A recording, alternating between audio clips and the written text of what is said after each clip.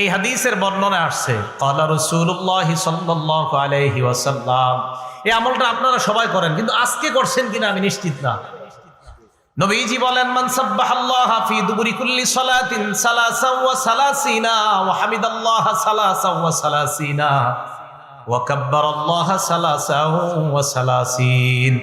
ফরজ নামাজের পর যেই ব্যক্তি 33 বার বলবে সুবহানাল্লাহ, 33 বার বলবে আলহামদুলিল্লাহ, 33 বার বলবে আল্লাহু আকবার।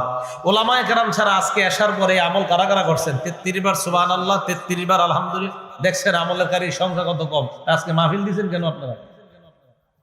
হ্যাঁ, দেখছেন আমলকারী মাত্র কয়েকজন হাত উঠেছে।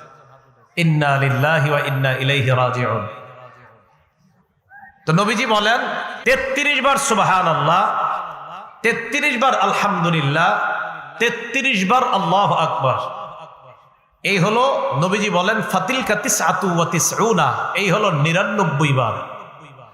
ওয়াকালা তামামাল মিআ, 100তম বার পড়বে লা ইলাহা ইল্লাল্লাহু ওয়াহদাহু লা শারীকা লাহ, লাহুল মুলকু ওয়া লাহুল হামদু ওয়া হুয়া আলা কুল্লি শাইইন কাদির।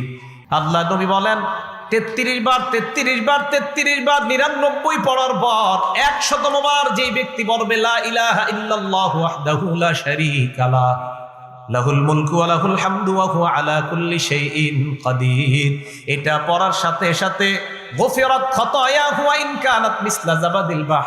আল্লাহ নবী বলেন সমুদ্রের ফেনা পরিমাণ গুনাহ যদি থাকে ওই গুনাহ আল্লাহ মাফ করে দেয়।